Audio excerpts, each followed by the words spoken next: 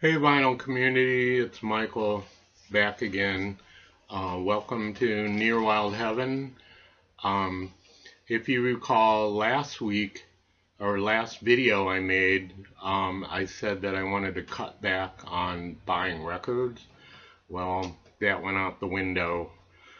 Uh, I made the mistake of going to my record store to buy some outer sleeves, and I ended up buying some records. So the stuff I'm going to show here is some stuff I ordered online about 3 weeks ago that just came in this past week. And then the other stuff is I went to two different record stores and got some stuff. So the first up is this. This is the End Introspection. Um, This is a reissue from 2018 on the Demon label. Uh, this is from, originally it came out in 1969. This is a group that was managed by Bill Wyman of the Rolling Stones. He also produced this. Really good psych pop, British psych pop, really good stuff. But this is a 2 record set. And the first album here is the original album, and then this one it's called The End Retrospection, and it's outtakes of the recording session from this album. And there's like 2 songs on the other album that are also on this album. They're different versions, but the only 2 songs are repeated on the second album, so you get almost like a whole album full of other songs by the same band. So pretty cool. I really wanted this for a long time, and I wanted an original, but I settled for this. But it's pretty good. I'm glad I got it. This is The End Introspection. And up next, there's a YouTube channel I've been watching off and on over a couple years. It's not part of the VC, but it's called The Best Dream I Had. And what the person who put it up, all that's on it is complete albums. There's no person showing records or anything. They just play a complete album.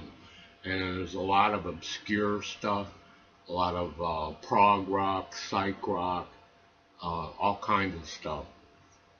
But through that channel, I discovered this. This is Out of Focus is the name of the band, and the album's called Wake Up. This is really good. It's krautrock, kind of a cross between psychedelia and prog rock, and it's so good. Guitar work on this is excellent. There's flute and organ and guitar and bass, and the guy's vocal is a little strange, but it's a great album. I really enjoyed this one a lot. I'd like to find out more about this album or this band, and because I know they got at least 3 other albums out. But great stuff. Out of Focus, Wake Up from 1970. A really good album. And this will be the last one that came in that I ordered online. This is May Blitz, the 2nd of May. This is pretty good. Their first album is more like straightforward hard rock. This one, it's got that on there. It's got some hard rock stuff on there, but it also kind of branches out into jazzy and funk, like jazz sounding and funk music. But it's really good. Really good. I kind of like the first one a little bit better than this, but this one is really good too. If you're into kind of hard rock and maybe jazz fusion a little bit with some funk thrown in, this may be for you. Pretty good album. May Blitz, the 2nd of May. Okay, next albums are ones that I picked up in the local record store. This one, you all know this. This is the Beatles Rubber Soul. This is really nice condition. This cover is like almost perfect. There's no ring wear, nice clean edges. It's really good, and this is a mono version. I have several copies of Rubber Soul. I have a Russian pressing from like the early 2000s. I got a British stereo pressing, and I also have the 2014 mono reissue of the British album. But this is the US album in mono, and on the original Capitol Rainbow. It was a little bit scratched up. There's some scratches on it. I can't really see them that well here, but this thing plays like VG Plus. It sounds so good, and I couldn't believe I found it in this condition for the price that I paid. I only paid like $12 for this, which usually a record like this would go for around $30. But it even has the original Capitol inner sleeve from the time period. I believe this is from 1965, but it's not a first press. It's probably like a second press. But really great. Glad I found that. I didn't have a copy of the US version, which I think flows a little better than the UK version. This has, I've just seen a face on it that kind of fits better on this album than it appeared on the original British Help album. But it seemed to fit better on this album. And, but yeah, everybody knows this album. Great album. A really good find. I'm glad I found it. And also, another cool one that I found. This is the first Rolling Stones album, also in mono. This is pretty much the same as the Beatles. It's in really good shape, beautiful shape, nice crisp corners, and no splits, no ring wear, and it's mono. It came in this sleeve, which is pretty cool, and it's on the London FFR label. So this is an early press. This too has also got scratches and scuffs on it, but it also plays really well. I was so happy to find these. I have a copy of this, but it's the 1987 reissue, the digitally remastered reissue from 1987. But this is like an early press from 1964. But great album. Everybody knows Rolling Stones. This is their first album. Just great stuff. So glad to find that. And then moving into a more modern sound, this is Caius. I believe that's how it's pronounced. Hard rock from the 90s. This came out originally in 1992. This band, of course, everybody knows that Josh Homme and Nick Oliveri. They went off and formed Queens of the Stone Age after this band, but this is really good hard rock, I don't know what else more to say about it. I just really enjoy this a lot. Never heard it before, but I've heard about them. I like some of the Queen of the Stone Age stuff, so I thought I'd pick this up. Really good album. So glad to get it. And up next, this one, British Blues, Ainsley Dunbar Retaliation, Dr. Dunbar's Prescription. Pretty much straightforward British blues. If you like Fleetwood Mac, Savoy Brown, Climax Blues Band, those type of bands, really good stuff.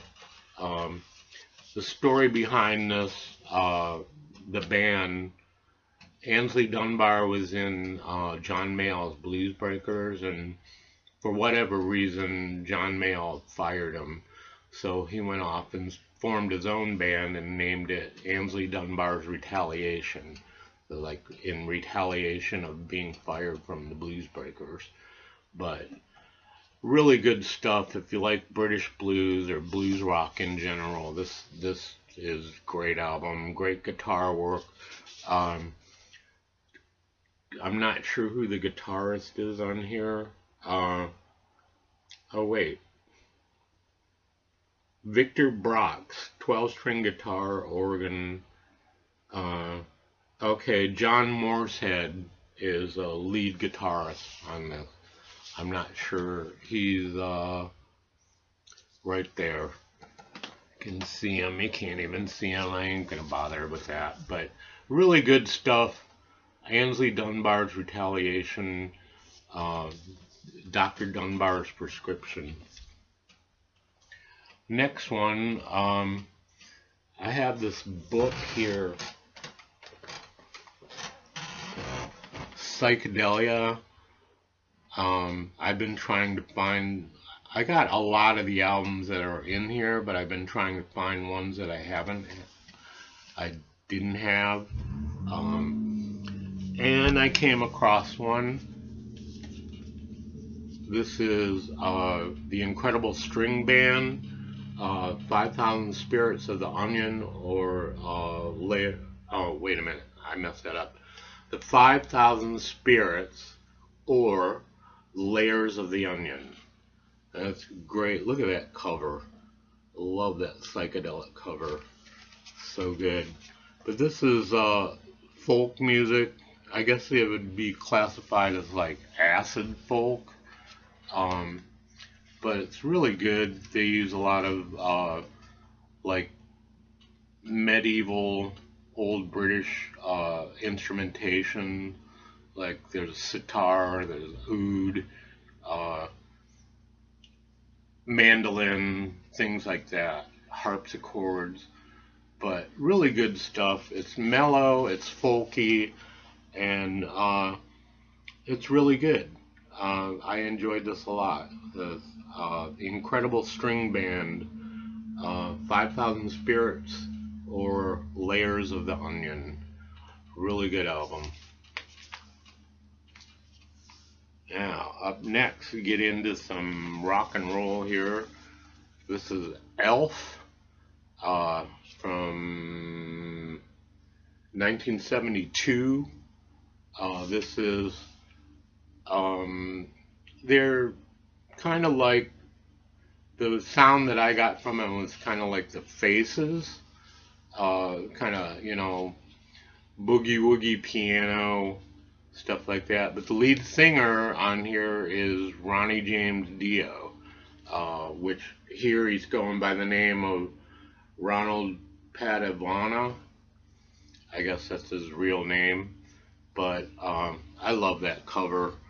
That nasty little elf there, ready to do some kind of mayhem. But this is really good.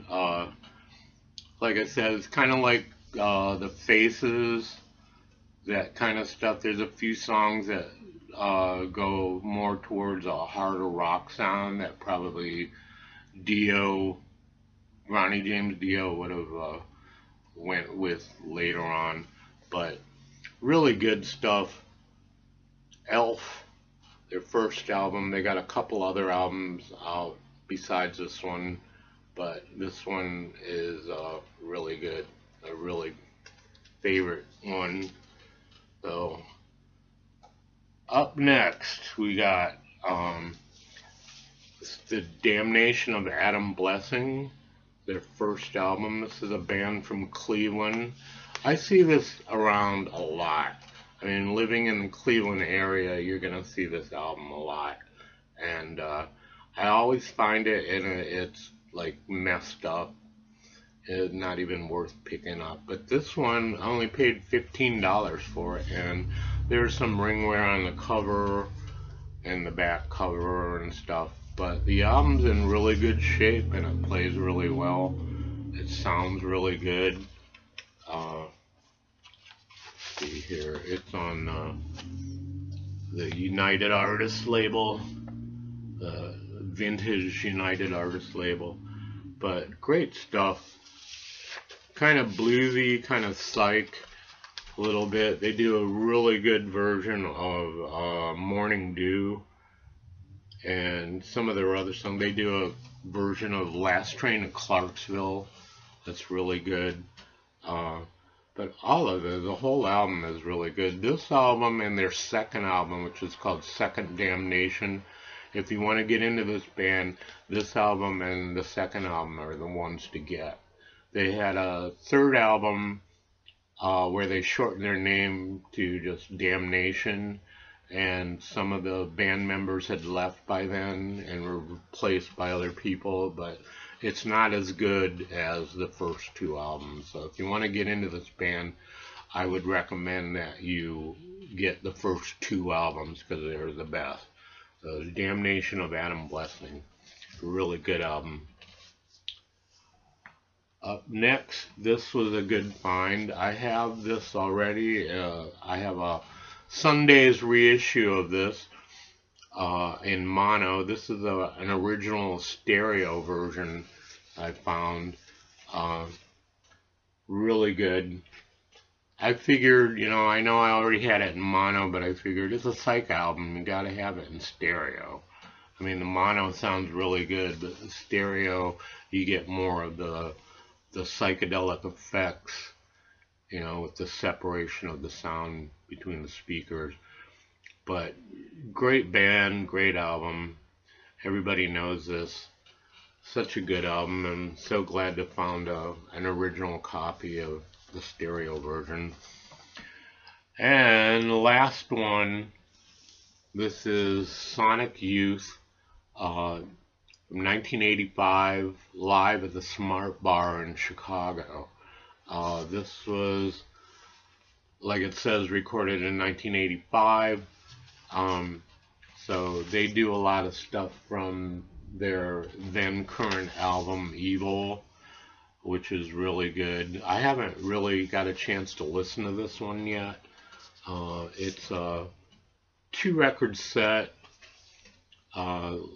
Lots of good stuff on here. It's stuff from their first 3 albums. Most of it is from Evil, and there's even a couple that turn up on their sister album that at this point, at the time that this album was recorded, it hadn't been released yet. But great stuff. I love Sonic Youth. I think they're one of the best bands come out of the 80s and 90s. Really influential, just really good stuff. So, there you go for this week. I'd like to thank everyone who subscribed, and people who leave comments and everything, so thanks for that. And that's it. Guess I'll see you next time. So take it easy, VC.